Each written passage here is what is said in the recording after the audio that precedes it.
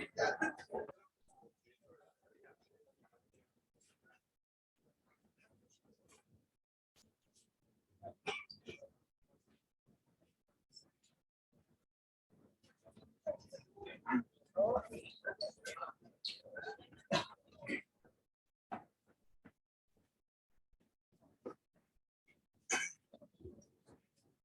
guys.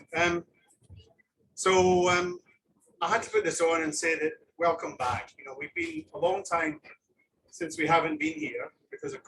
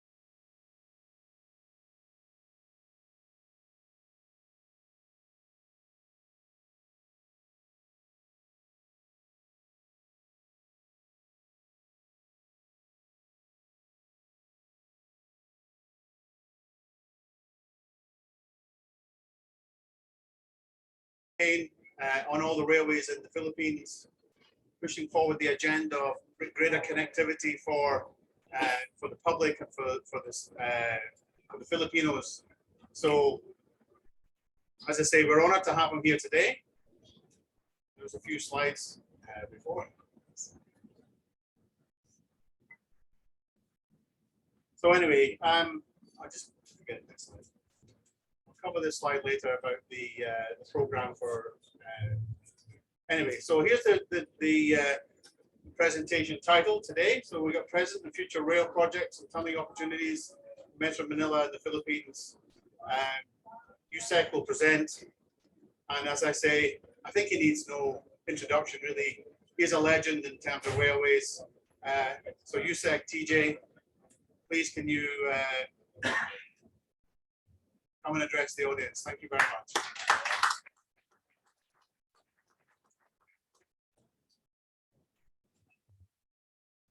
Good evening, everyone. Thank you, Mark, by the way. And thank you for inviting me to this get together. I was checking on the internet what the Philippine Tunneling Society is about. First time I heard about it. When I got the invite, it was I was curious. This tunneling society in the Philippines, but I guess that's not a surprise because we're very new at this. We haven't really, well, at least for transport applications, we haven't had a lot of well, it's an overstatement. We haven't had any transport related, especially the railways tunneling projects until a couple of years back. And I guess getting back together, as you said, I've been trying to attend all of these get-togethers to share with industry, to share with everyone interested what we've been doing. So, I mean, it's nice to see people again after 2 years, 2.5 years of being cooped up. Just last week, I was actually attending the Asia Pacific Rail in Bangkok. Interestingly, the first rail conference that I've attended in the last 6 years. I was telling the guys that we weren't ignoring their annual invitations. We've been ignoring everyone. No, we're not.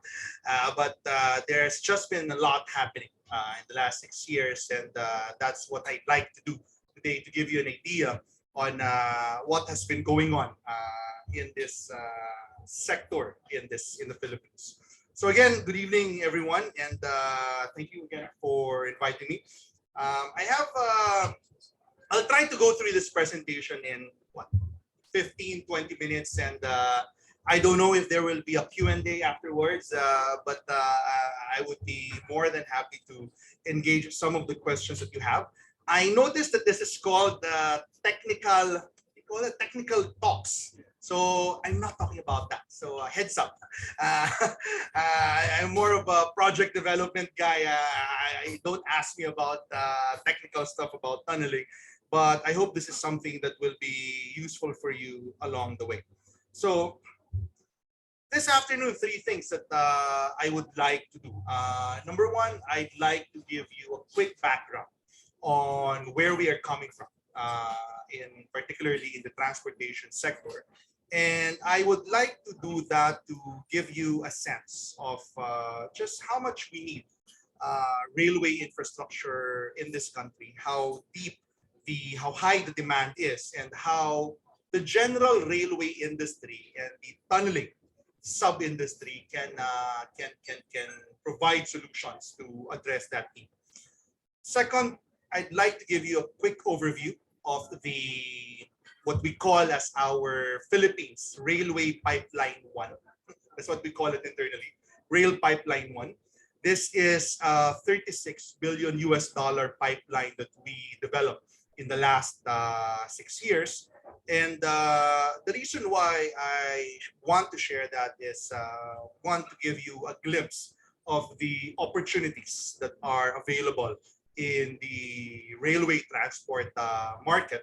And second purpose is really to somehow demonstrate to you a little on the capacity building, capacity that we have been generating and executing projects, because I always say, I think most, if not all of you, are in the sell side.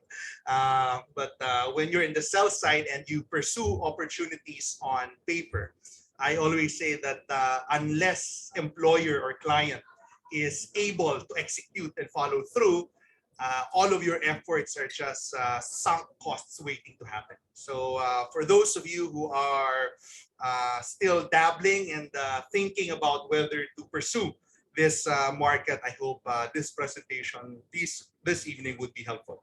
And of course, the third thing that I would like to do today is to give you a sense of where we are going and where we would like to go, not just in the next few years, but in the next 30 years. We have a long-term program. We have what we call pipelines 2, 3, 4, 5, and 6. So I'll explain to you why there are 6. Well, we're doing pipeline 1 now. We're already working on our pipeline 2, and we have 4 more pipelines that we are programming for the next 30 years. And there. So next slide. First, where are we coming from?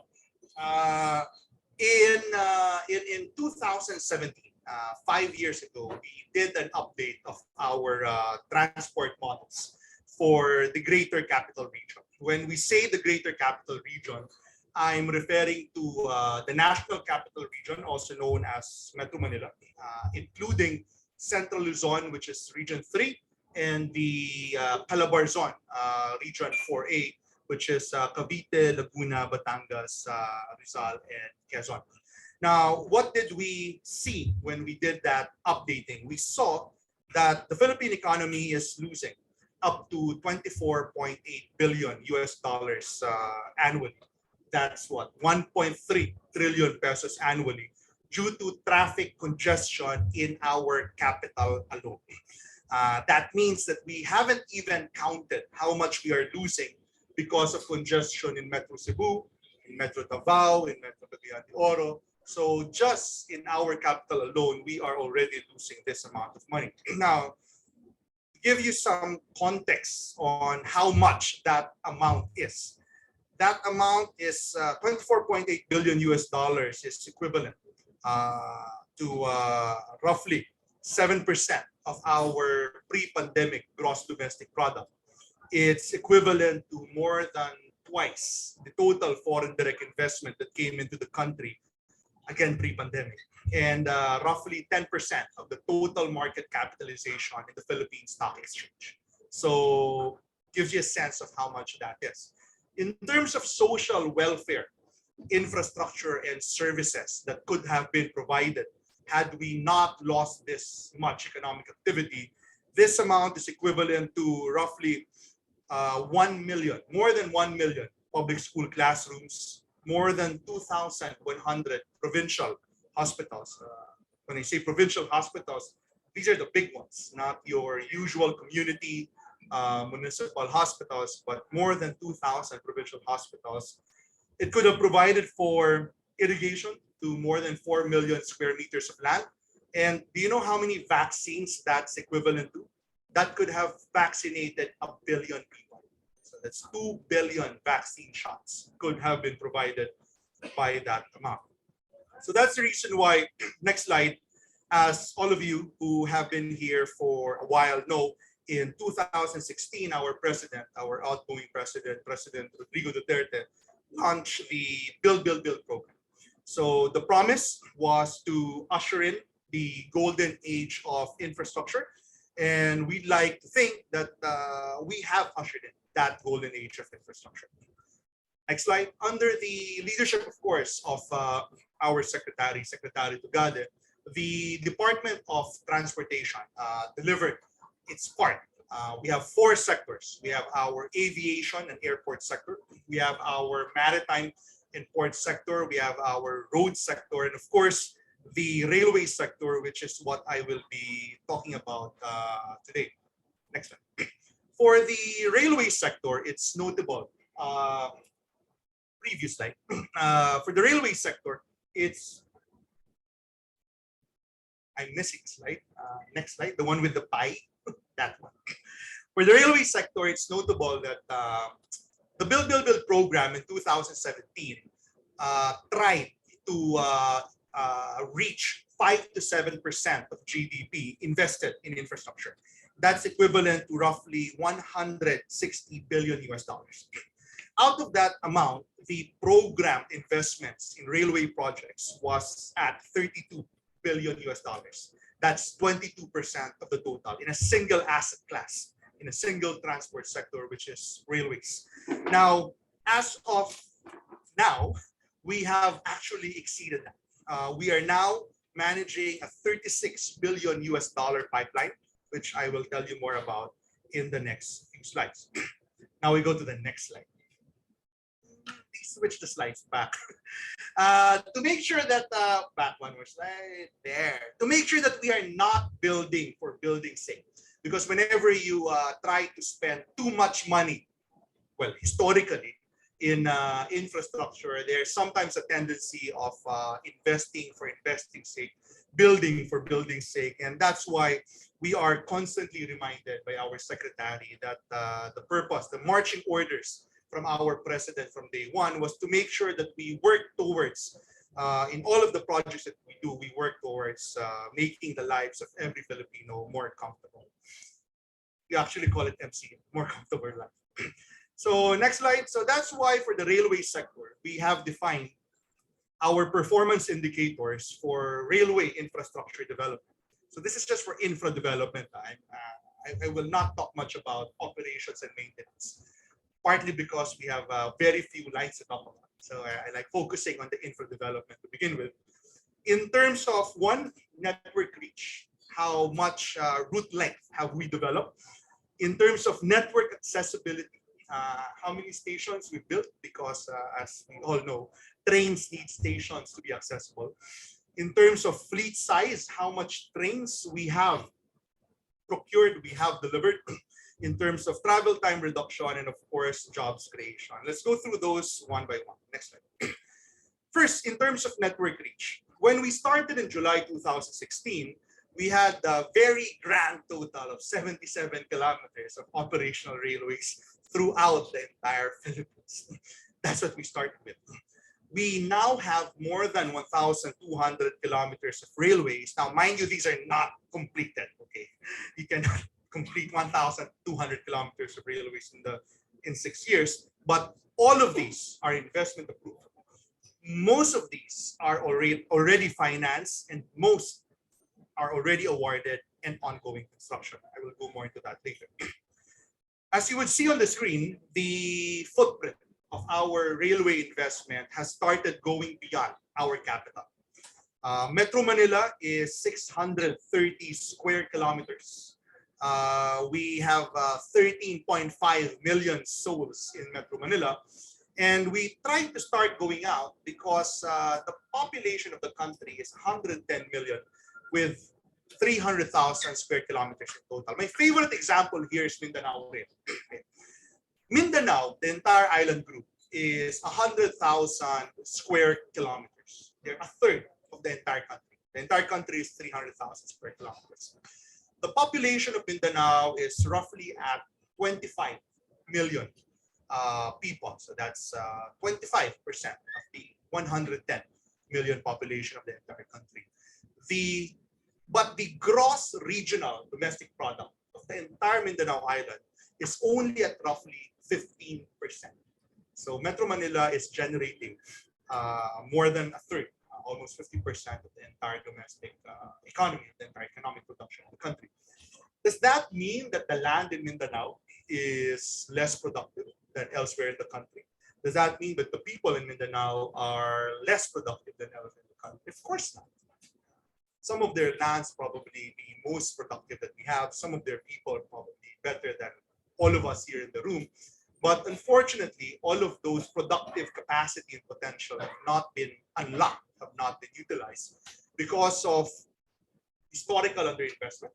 Some people would point to peace and order, but really at the end of the day, peace and order is rooted in a lot of cases to economic depravity. So part of the investment program was really to be more inclusive, and that's why we have spread our investment throughout. In 2018, I don't have a slide for this.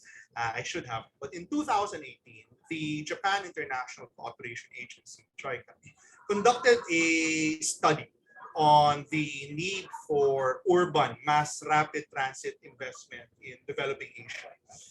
They came out with this very interesting conclusion and recommendation that any metropolis with a gross domestic product of at least $5 billion by 2030 is a candidate for a mass rapid transit system investment.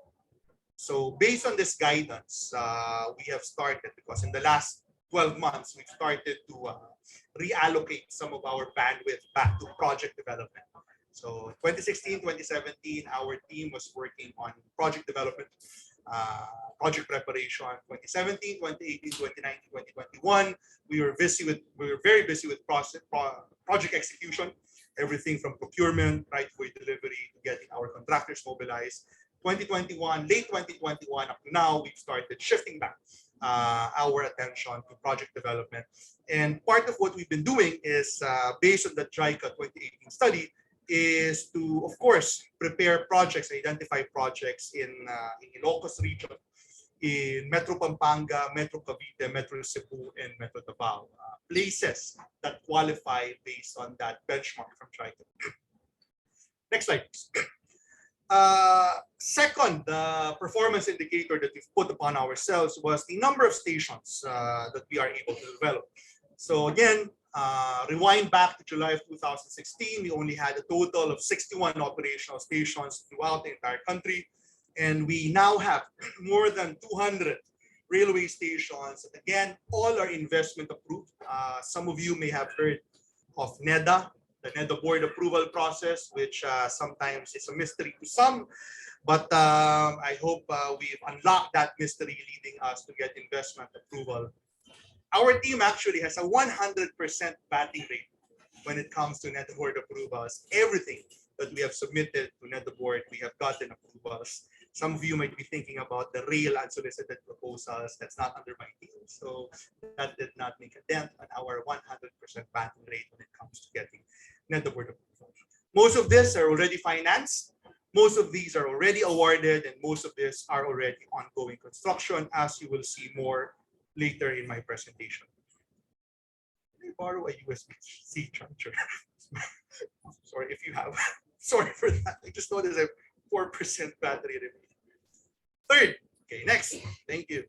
So we looked at route length, we looked at number of stations. Next slide. Now we go to the number of train cars. Okay. Obviously, we can have all the kilometerage of railways that you have, can have all the stations that you have, but unless you have sufficient fleet to service people, then you have nothing. So from the 224 train cars that we started with in 2016, the 224 train cars that we inherited, we now have more than 1,300 train cars, most of which have already been ordered. Around 930, if I remember correctly, 930, 950. We have not more than 900 train cars ordered, awarded, ongoing manufacturing. Some have started deliveries, as you may have seen in the last 2 years. And yeah, so train cars. Next slide. Those are all of our contracts that you see on this. As for travel time reduction, of course, all of these add up to improving our travel time so that everyone has more time for everything, more time for your family, for being more productive, for earning money, for improving yourself, for resting. And I will not go through each one of this, but essentially this is all of the travel time reduction promised but by our pipeline. And finally, one of the things that we are, of course, most proud of is our jobs creation. Next one. So in the last 6 years, we are very proud to have created and continue to create hundreds of thousands of jobs for people. I was talking to some of you earlier and about getting many of our overseas Filipinos back. We actually keep track of all of them. We know, I don't have the number now, but we actually keep track of all of the overseas Filipino workers that come back because of our projects.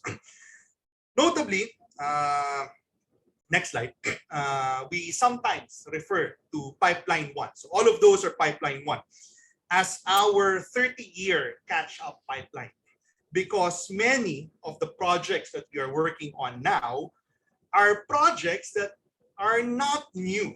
Not new in the sense that these projects have been talked about. These projects have been in our master plans, in our roadmaps. They've been drawn. A lot of PowerPoints have been made about them in the last 3 decades. So in the last 6 years, we are very, very happy that under President Duterte's Build program, we have been able to, one, increase the investment approved railways infrastructure portfolio of the department from only 7 projects in 2016 with a total investment size of $10 billion up to 12 projects now with a total investment size of $36 billion or almost 1.9 trillion pesos. Number 2, we have increased the amount of financing that we have arranged from $5 billion 6 years ago to $33 billion now. I'll have more to say about that later. And of course, we have increased the number of large-scale railway contracts that we have awarded from only 9 major contracts back in July 2016 with an average contract size of $250 million up to 42 contracts now. We awarded our contract number 42 last Friday with an average contract size, contract amount of $380 million apiece. So 42 minus 9, that means that in the last 70 months, we have awarded a total of 33 contracts and we are not yet done. Next slide. So we all know that projects do not get implemented without funding. Investment approvals is paper without money. So that's why while the Philippines is still a lower middle income country, the OECD has this, the OECD, the World Bank, they have this way of classifying countries according to income levels. We are currently classified as a lower middle income country. We are projected to graduate to upper middle income country in 2 years, but while we are still a lower middle income country, our economic managers develop a funding mix, a funding strategy that maximize our soon to be lost access to cheap concessional financing. Not a lot of people know that not all countries can borrow at the cheap rates that we can, and while we can still borrow at those rates, we have to maximize. So we've been maximizing this official development financing from our development partners, with Japan accounting for 53%, our largest partner, the Asian Development Bank accounting for 24%, and China accounting for 16% of our current funding mix, and our PPPs accounting for 6% of the total. And by the way, when I say cheap, we're talking about interest rates of up to 0.1% per annum, repayment period of up to 40 years, and a grace period of up to 13 years. If you can build a project in 5 to 10 years, that means that we've already completed the project, we're already using the project, and we have not even started repaying for the loan, the principal of the loan. Next slide. Like other forms of financing, accessing official development assistance or ODA resources requires earning the trust of our development partners. This is not easy. Not only the trust that we can repay our loans, I mean, if that's what we're looking for, just borrow from a bank, right? But more importantly, for development lenders, that we are using the ODA resources that we are asking for the right projects. No white elephant, no gold-plated, no railways to nowhere projects here, while observing international, environmental, social, and good governance safeguards. One thing that we always say is that if you know how to do ESG, so much financing that you can unlock globally. We're now starting to explore not just ODA resources. There are so many funds the world over that has accessible financing terms if you can demonstrate that you are able to deliver on ESG guidelines and ESG targets and conditionality. So part of our ongoing development of pipeline 2. And trust we did get, as you can see on the screen.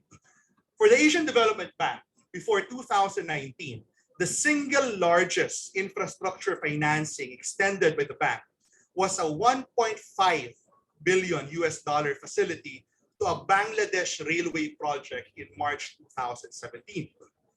Now, ADB's total commitment to the Philippines North-South Commuter Railway, or the NSCR system, is 7.1 billion US dollars. So they went from 1.5 billion US dollars being their largest financing package for an infrastructure project in 2017 to 7.1 billion US dollars to date for the NSCR system. And I see some of our contractors and consultants in the room. I actually heard, let me remember because I saw some.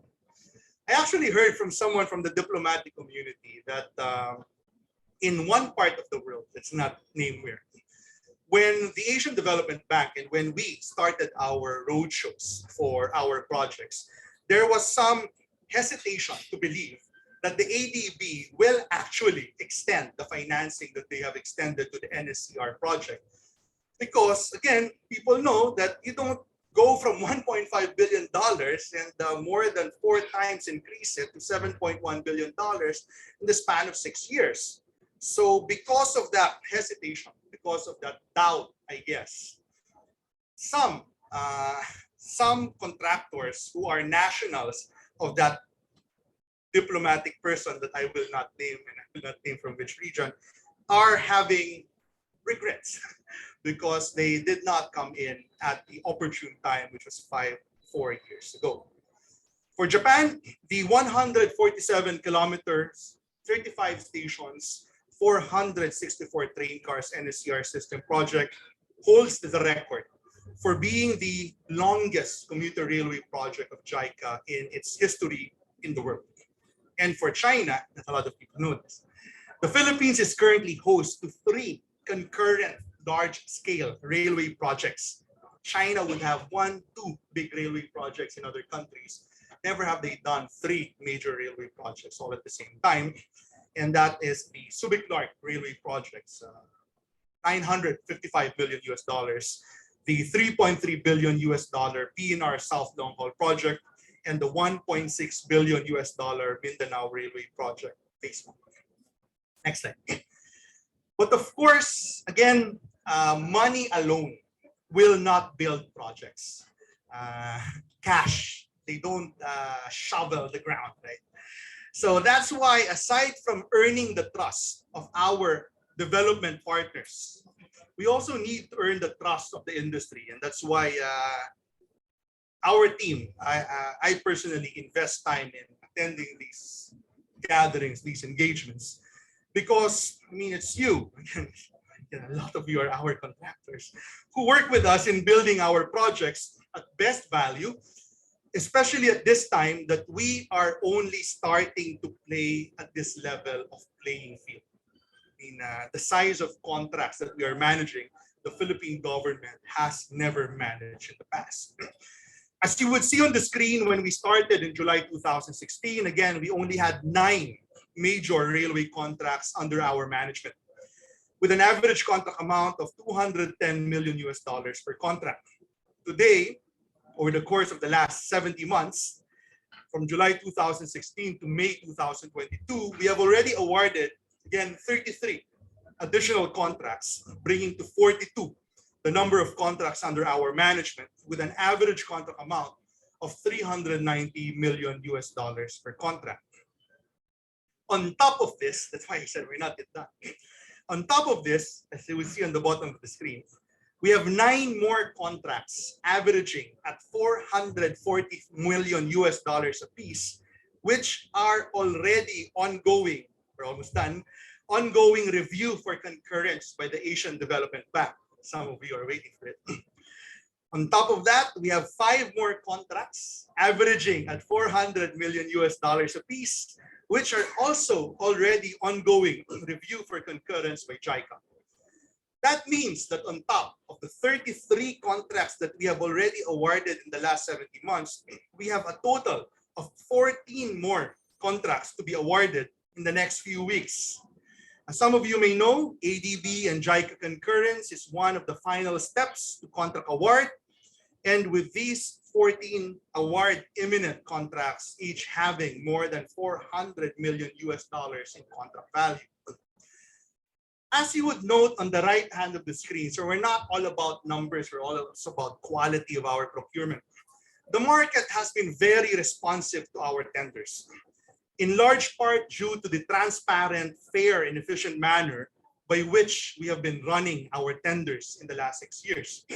For example, in the tender for the 14 civil works contract packages for our ADB and JICA co-finance NSCR project, so that's 14 contracts, we received a total of 64 bids from a total of 31 companies in various joint venture configurations coming from 10 different countries.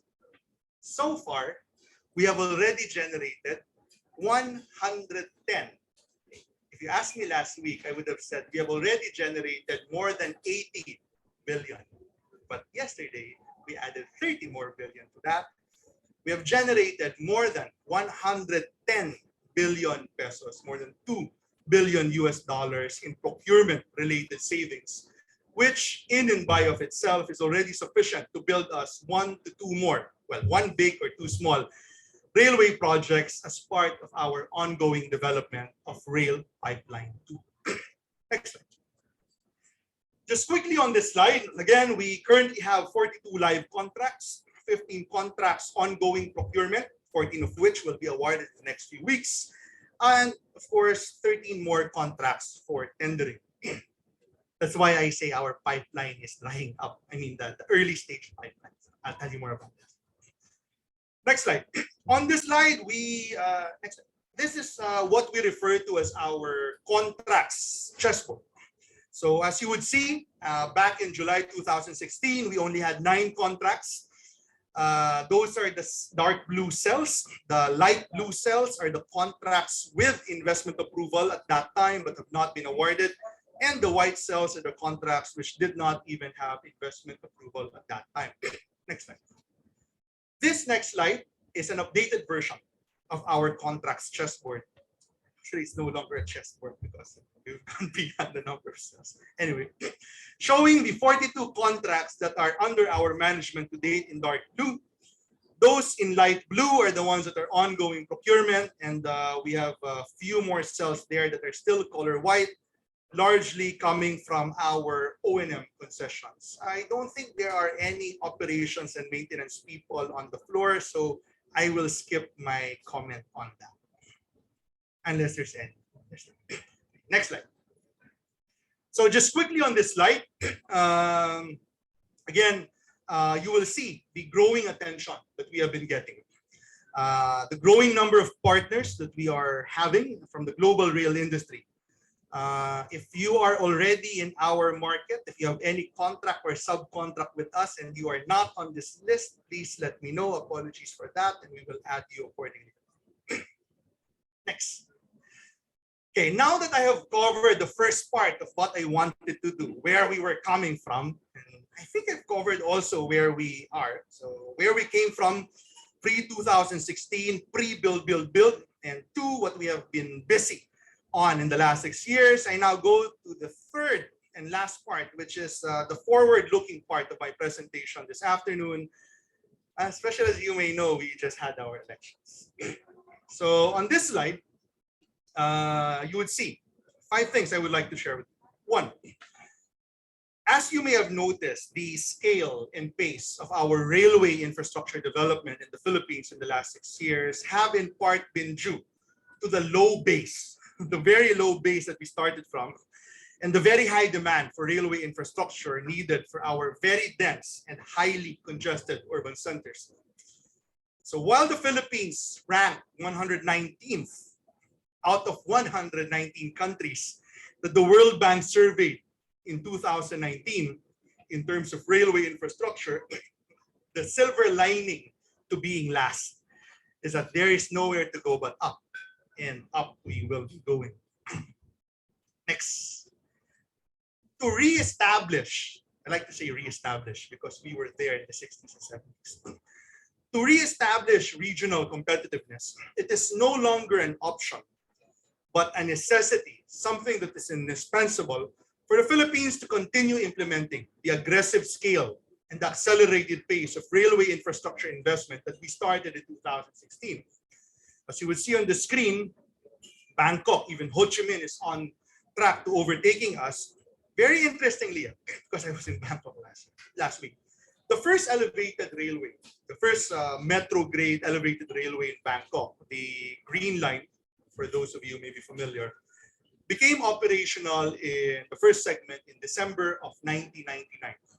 That was exactly around the same time that MRT3 became operational. LRT1 became operational more than a decade earlier in 1983. But Bangkok has left us in the dust in terms of metro, in terms of mass rail transit investments in the capital. So let's catch up. Third, since almost all rail projects, next slide, almost all rail projects that were identified, so we have a 1999 master plan, we have a 2004 master plan, we have a 2019 master plan for the capital. Almost all actually of the projects are already ongoing implementation. We are now working on, I mentioned this earlier, on project identification. We're now doing a master plan. Project preparation for our next 30 to 40 billion US dollar investment round, or Rail Pipeline 2, which is to be supported by the studies that we're doing. We have been given 300 million Japanese yen grant from the Japanese government, and we are finalizing arrangements for a 6 to 8 million US dollar facility from the Asian Development Bank to support us in refreshing our pipeline with updated master plans and feasibility studies. Next slide. In the next 30 years, as I mentioned earlier, we are programming up to 5 more times, up to 5 more 30 to 40 billion US dollar rail investment rounds, or rail pipelines 2, 3, 4, 5, and 6. Give us 12 to 18 months, we'll give you an idea what these pipelines are like. And of course, finally, without preempting our president-elect, President Bongbong Marcos, he has affirmed the need not only to continue the Build program, but to expand it further as we move along in the next 6 years. So, that was supposed to be the next slide. So that's what he said. So our presumptive elect president has confirmed or has stated that we will continue what we have been doing in the last 6 years. Next slide, please. This is our stylized route network map for Metro Manila, showing where we were back in July of 2016 and showing all of the lines that are currently ongoing implementation. So hopefully in the next 3 to 5 years, by 2025 to 2027, all of the projects that we have ongoing now will already be operational. Next slide. Do you want to go through each project, or let's just have... Okay, I'll quickly go through this. So we have LRT1 Cavite extension. Next slide.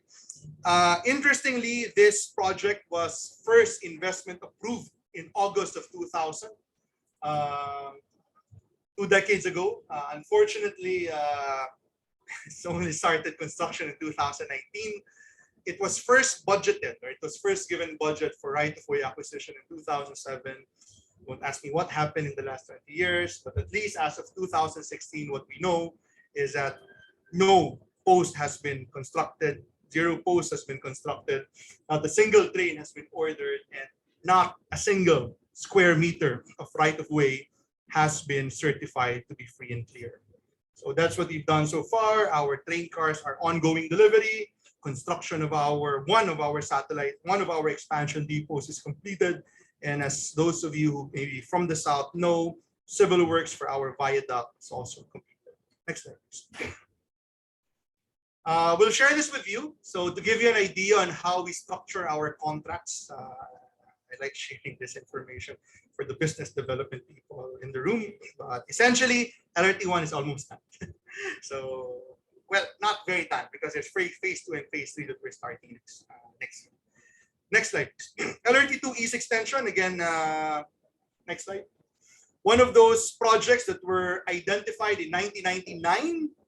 For some reason, it's only started construction in 2014, 2015, but finally operational, inaugurated by no less than President Duterte last year.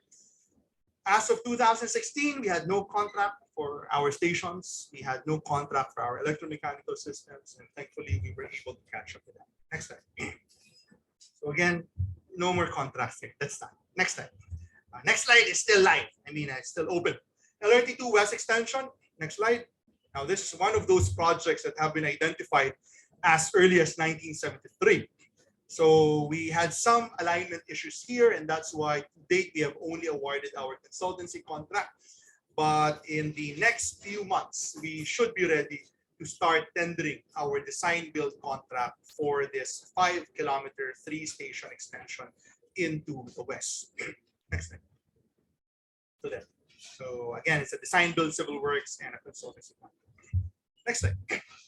For those of you who may be based in Metro Manila, which is probably most of you, if not all of you, we all know what happened to MRT3. Next slide. Trivia. The daily peak, the highest ridership of MRT3 was recorded in August of 2012. We were able to carry 622,000 passengers in August of 2012 in a single day. That was, I forget what day. Average daily ridership unfortunately dropped to 360,000, almost half, between July 2016 and July 2018, with the lowest average daily ridership of 244,000 being recorded in February 2018. As you all know, all of the unloading incidents, all of the glitches have reached record high. We had 380 unloading incidents annually in 2015 to 2017. There are only 364 days in a year, right? So there are days when we actually unloaded people more than once each day. So this is done. MRT3 is completely rehabilitated, and we have resumed normal operating conditions, increasing our operating speed from 30 to 60 kilometers per hour, reducing our headway from 10 minutes down to 3.5 minutes, increasing our operational trains from a low of 6 train sets operational back to 22 train sets. This project, by the way, holds the record of being the fastest JICA project from conceptualization to operationalization in JICA's history. We're like breaking records. Really up with this. Next slide. MRT4 is a new project. Again, something that you may be interested in. No tunnels here, though. Sorry for it. It's a tunneling society, but I think a lot of contractors in the room as well. Next slide. So MRT4 was first conceptualized in 1995. Former President Fidel Ramos actually issued an administrative order for this, creating a committee for the feasibility study of what was then called the Silangan Express 2000 railway system. Unfortunately, despite that happening back in 1995, as of 2016, we did not have investment approval. We did not even have any completed feasibility study then. So last year, we signed our detailed engineering, our ADB funded detailed engineering design consultancy with a Spanish firm, EDOM Consulting. Some of the firms that participated in those tenders, not all of our consultancy tenders with ADB have been generating record participation as well of at least 10 or 15 expressions of interest. Makes it a headache to evaluate, but anyway, it's a good thing. And right now, we are already ongoing the detailed engineering design process for this line. Next slide. We haven't reached the point where we develop the contracting strategy, the packaging strategy for this line, and we should get to that point by the first quarter of next year. So keep your eyes on this project. Next slide is MRT7. Next slide. So this is also a PPP project similar to LRT1 Cavite Extension. LRT1 was solicited, this one was unsolicited. And interestingly, like LRT1, the unsolicited proposal for this was submitted in August of 2001. The concession agreement was signed in June 2008. And again, don't ask me why. As of 2016, not a single post has been built, not a single train has been ordered, and no land, as in 0 square meters of land, has been acquired. So we've been catching up on this project in the last 6 years, and right now we are at 64.45% overall progress. Next slide. Finally, I'm getting to a tunneling project. Next slide. So the Metro Manila subway project, as hopefully all of you know about, was actually first proposed. We originally started thinking about having a network of subway lines in Metro Manila in 1973. This was JICA, the predecessor of JICA. I forgot the name. They worked on the urban transport study for the Manila metropolitan area. And again, despite that having been done as early as the 70s, when we started in 2016, we had no completed feasibility study. We had no investment approval. We had no loan agreement in place, and we had not a single contract. So right now, we are 31% overall progress rate. Our overall progress rate, by the way, includes not just construction, because we stopped measuring progress just with construction. Because as you probably know, a lot of time is spent on design, a lot of time is spent on procurement, a lot of time is spent on right-of-way acquisition. And that's why in 2018, we started developing a way of measuring progress that went beyond construction progress alone. Next slide. So still a number of contracts, well, actually not a number. So as you will see on the screen, we have 7 civil works contract packages, packages 101 to 105 and 108 to 109. We skipped 106 and 107 because 106 is the electromechanical systems package and 107 is our rolling stock package. It's a long story why that happened. But we have 7 civil works contract packages. We have 2 of them already awarded, contract package 101 and 104. 2 more contracts will be awarded very soon, packages 102 and 103. And we have 3 more packages that will be tendered out in the next 2 months. It's contract packages 105, 108, and 109, which a lot of you are probably interested in. Next slide. Of course, the common station, next slide. One thing that people don't realize is that this is actually a project that was approved by our Investment Coordination Committee in December of 2006. Now, because of disputes among property holders, or rather malls in the area, when we started in 2016, the location still has not been finalized. Not a single post has been built, and we had no contractor for the project. For those of you who may be passing this area in North Avenue, you would see that structurally we are almost done. Next slide. Next slide.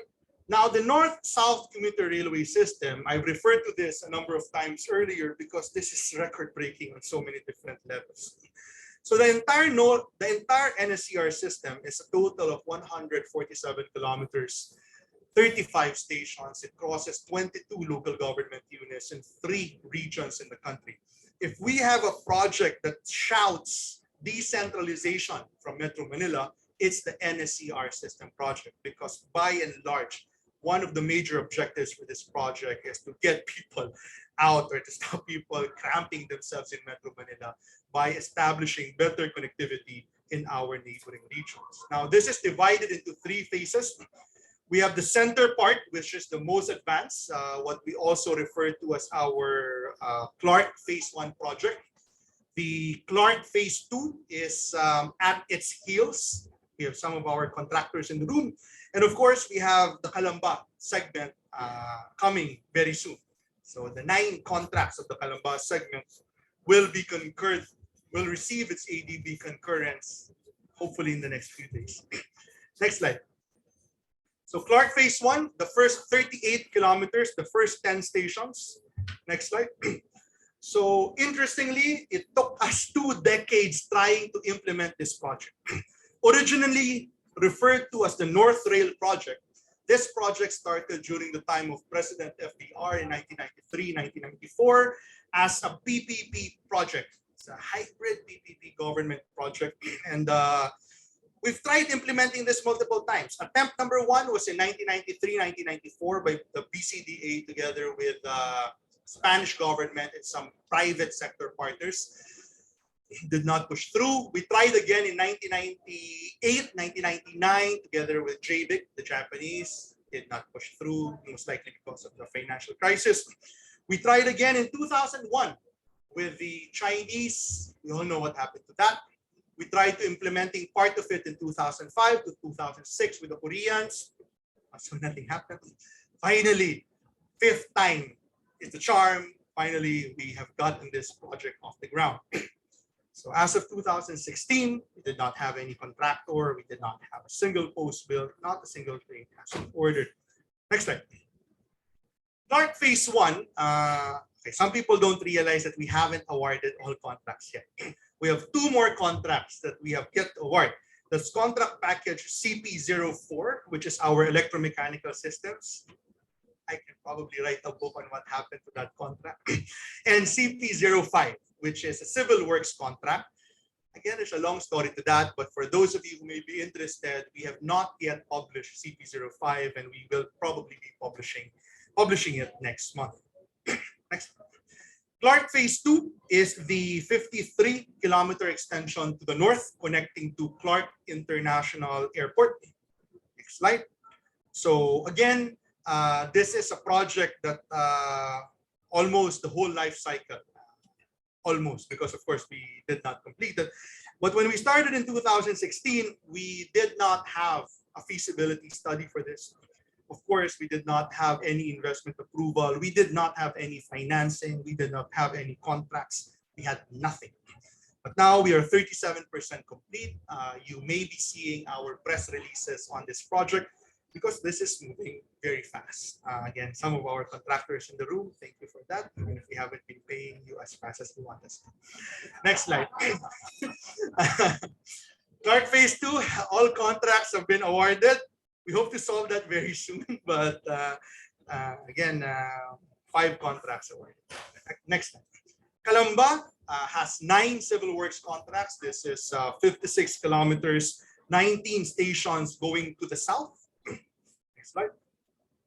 Same story as Clark Phase 2, nothing when we started in 2016. But this is, again, we will be awarding the contracts very soon. You probably know who the lowest bidders are here already because we opened all of our proposals late last year. And right now we are just waiting for concurrence from the Asian Development Bank. Next one.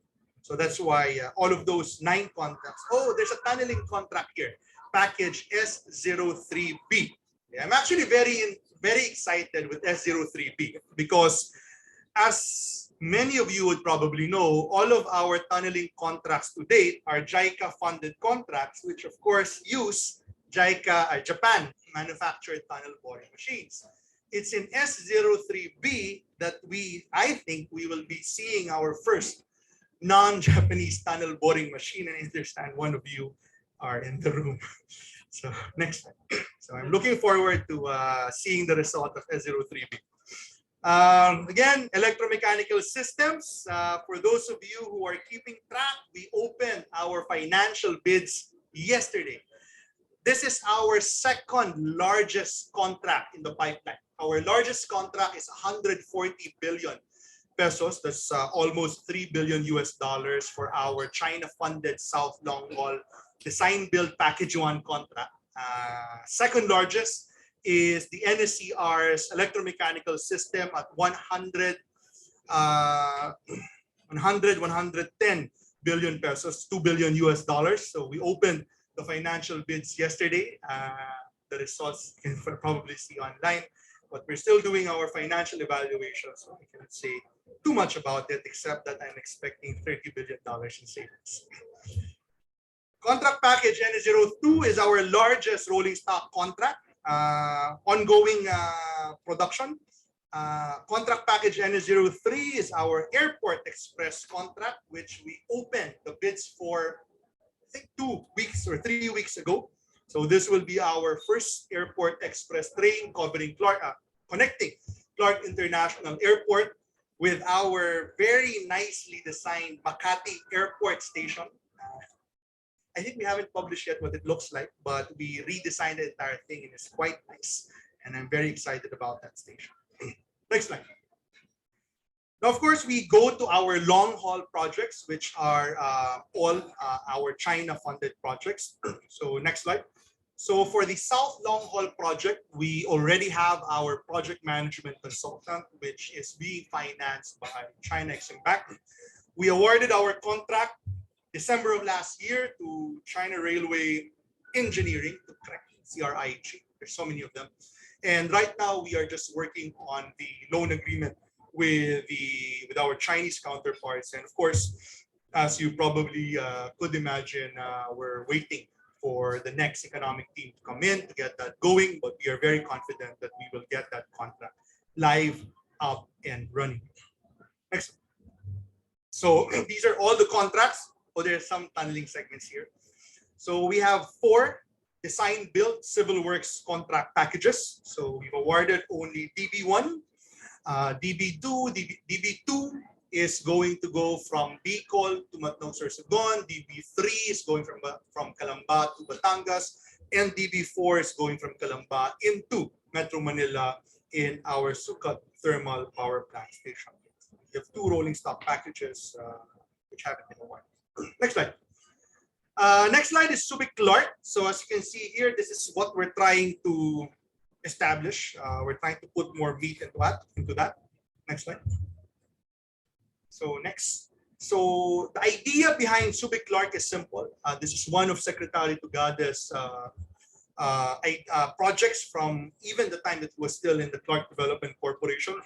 The idea is to connect 2 of our major transport assets. Of course, the deep sea ports in Subic Bay, and of course, our Clark International Airport facility, and in between, create a logistics hub. So that's that's at the core of the business case for Subic Clark Railway. But people sometimes think that it's a system by itself. It's not. The Subic Clark Railway system or the Subic Clark Railway line is designed to be connected all the way to Metro Manila, Batangas Port, all the way to Metro Manila, Port of Manila, to Batangas Port, to Matnog, and even to the north, as far away as the Ilocos region. Next slide. Next slide. So of course, we also have the Mindanao Railway System. I already mentioned to you the trivia that I always say about this project. Right now, we have a 10-phase development program. We are going to develop this in 10 phases. Phase 1 is going to be financed by the Chinese government. We awarded our project management contract in September, October last year, and similar to South Long Haul, we're just arranging for the loan agreement. That's phase 1. Phase 2 will be the feasibility study for phase 2 will be financed by our Chinese partners as well. For phase 3 to phase 10, we're still looking for partners. So for those of you who may be interested, you can link us up to potential project development resources out there for those future phases. So next slide, next slide, next slide. Next slide. I'm done with the projects. I just have this quick slide on how to participate. Next slide. So as you would see, currently, our pipeline is not largely, it's almost entirely ODA finance. And one of the important things to keep in mind is how to participate is in large part dependent also on who is financing the contract, not the project. Because we have some projects that are co-financed by different lenders. So you have to look at who is financing the contract itself, because that defines who can participate, the extent of participation, the local or the content requirement from certain countries. And one thing that we always say is that starting in 2017, we have taken on a very deliberate and conscious policy that if we are to finance a project with tight official development assistance, we've always minimized the content required. So for our JICA funded projects, for example, we minimize it to 30%. That means that the rest of the contract can be filled up with non-Japanese components or non-Japanese inputs, which actually not a lot of people know. Based on conversations I've had, there seems to be a tendency to assume for some that when a project is financed by JICA, not even participate there because it has to be Japanese. It's not the case. The lead has to be Japanese, of course, but the subcontracts do not have nationality requirements, so long as overall the loan package is not even within the contract, because we do some balancing act sometimes. We reduce the Japanese content in the civil works packages. We increase it in electromechanical systems and rolling stock, because we don't import cement, we don't import aggregates from Japan. But we do a balancing act to make sure that we buy things from Japan, where Japan is the best place to buy. And for everything else, we buy from the rest of the world. So please keep that in mind. So PPPs, we haven't been doing a lot in the last 6 years. That may change in the next 6 years given our current fiscal situation. Pre-pandemic, we had a debt to GDP of 39%. We are now at 60%, and well, some would say that 60% is the sustainable level of debt for developing countries. But what I always say is that was before the pandemic. With the pandemic, all developing countries borrowed their way to survive. I don't think that all of the developing countries that borrowed and increased their debt to GDP ratios in the last 2 years would suddenly stop their investment programs, their loan funded development programs. So that is my last slide. I hope I was able to share something useful for you tonight. And again, thank you very much, and good evening. Thank you.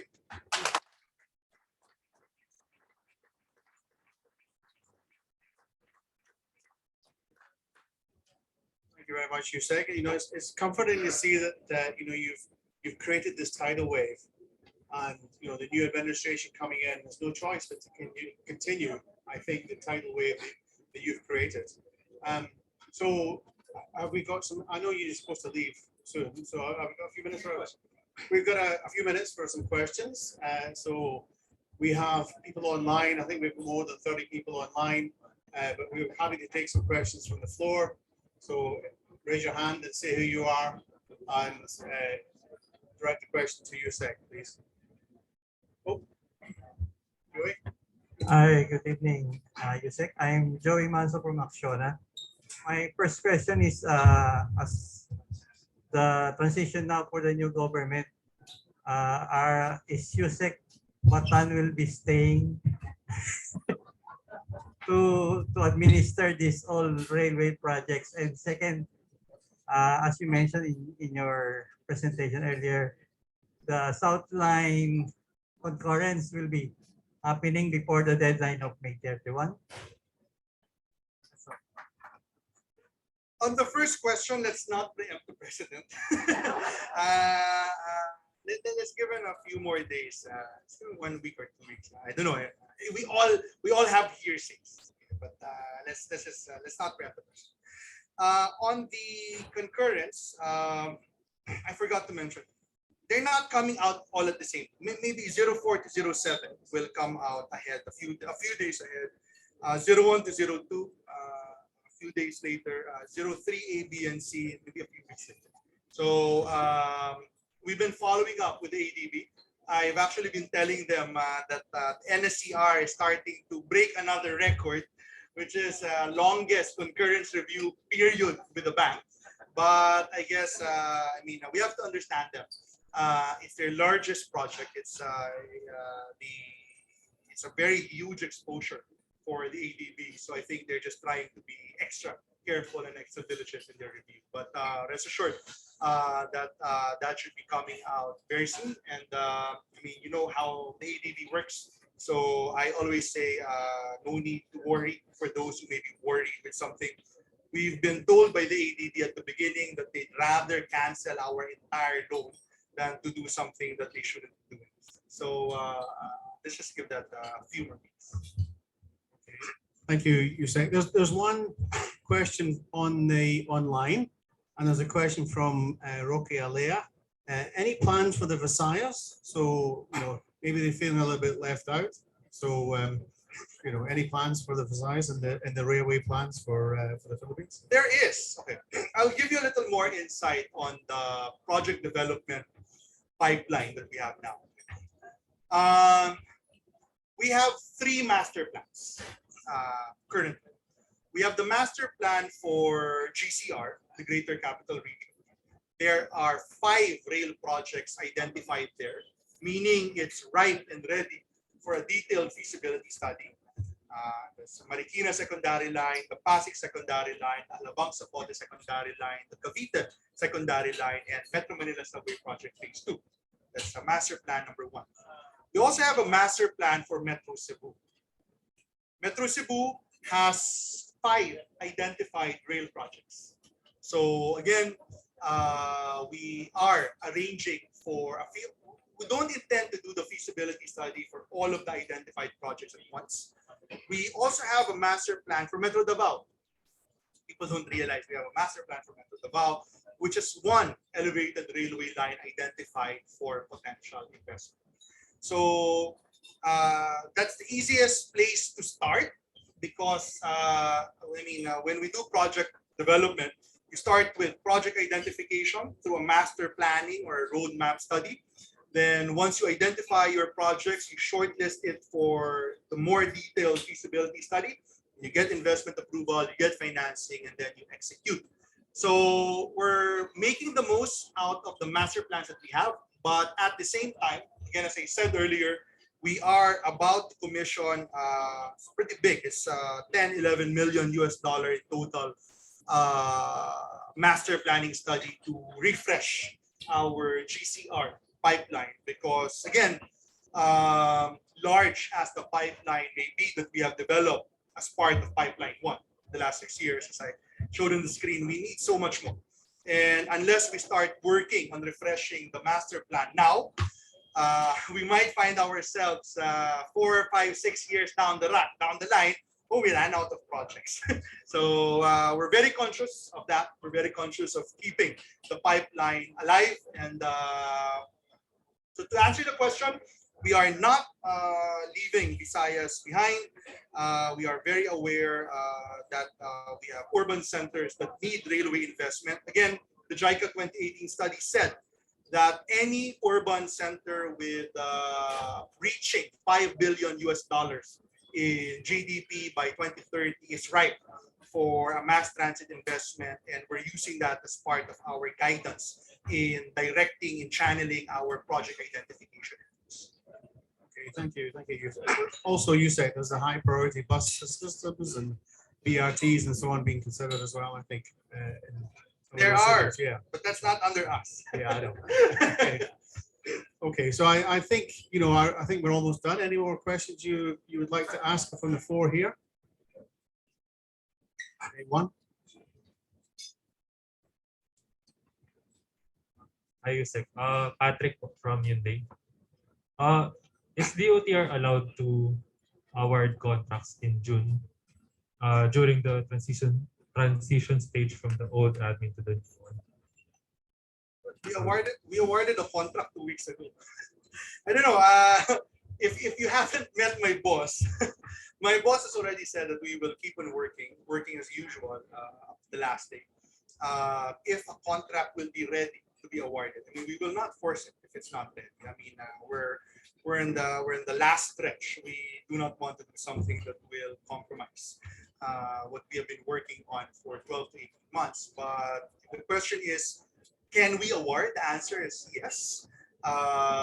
One of the advantages, one of the silver linings, one of the advantages, not silver, one of the advantages of an official development assistance, an ODA funded project, is that we have multiple layers of governance. I actually always say that government agencies usually worry about being audited by COA, being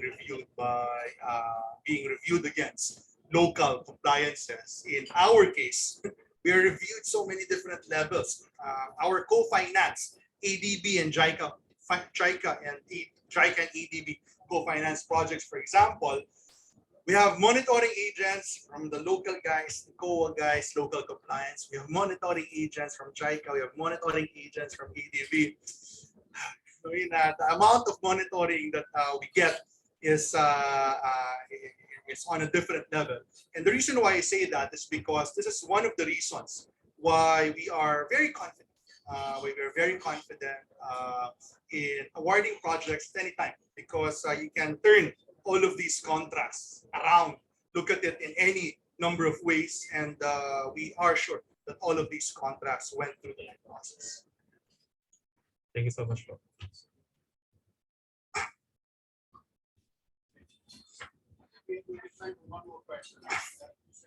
Good evening, Usec. It's good to see you again, and we hope to see you again after June 30. Continue seeing you. So anyway, thank you for the comprehensive. But actually, the question is, with this new economic team now, is there any scheduled briefing that is already taking place, similar to what is?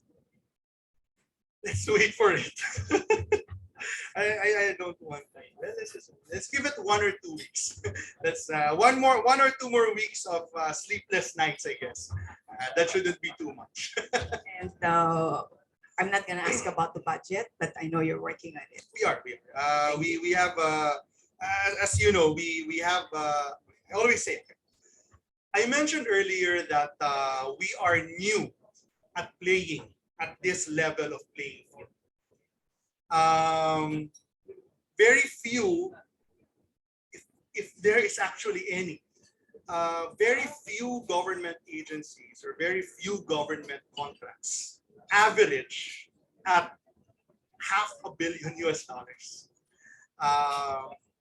The procurement processes that we use are not the local procurement processes. We use ADB and JICA procurement guidelines. The contracts that we use are not the local contracts. We use FIDIC contracts. And I always say that going from the small league to the big league, there would be birth pains. And some of our contractors would know what that means. But we are learning, and we are consciously learning. We're consciously improving the ways that we do things, the processes that we have. Why? Because we are not yet done. Again, we 33 contracts awarded over 70 months, averaging at 40 million US dollars. Sound big, but it's by far too few compared to what we do. So if we do not learn how to do these things that we're doing now, learn doing them better, we will not reach the target that we're setting for ourselves for the next 30 years. So again, thank you for the patience of the contractors and the consultants that we have in the room today. I hope you see the effort that we are exerting and the improvements that we're trying to put in place to get the wheels of project implementation for the type and the scale of projects that we manage moving smoothly and moving fast. Okay. Thank you. Okay, very much. thank you. Thank you very much, Usec. Thank you. So I think you said you have to go soon. And as a small appreciation of our token of our appreciation, I'd like to present something to you from the Tunneling Society. And I know your job's very stressful, so hopefully this will be able to relieve a little bit of the stress, right, when you go home. So hold on a minute.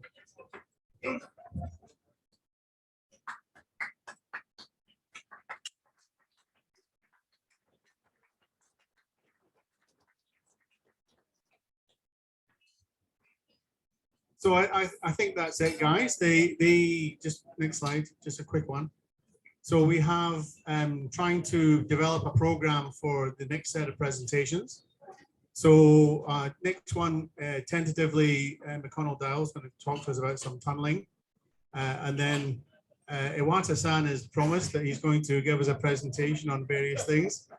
And then Nodo-san is going to talk to us hopefully about the Davao City Bypass. He's given a presentation before, but he'll give that again to us hopefully later in the year. So there's a few slots still available. So if anybody wants to let us know, raise a hand or send an email in to Philippine Tunneling Society, then that would be great. Thank you very much, guys, for coming. TJ, thank you very much for your presentation tonight. You have created a tidal wave of benefits for the Philippine people, and we know it's inevitable that railways have to succeed. Thank you very much.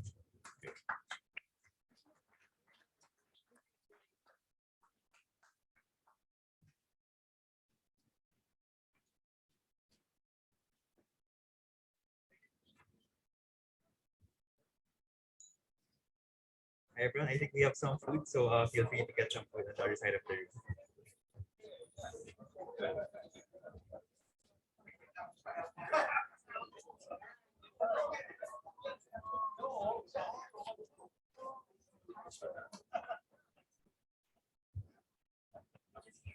To everyone on Zoom, thank you for attending. So we'll be closing soon next.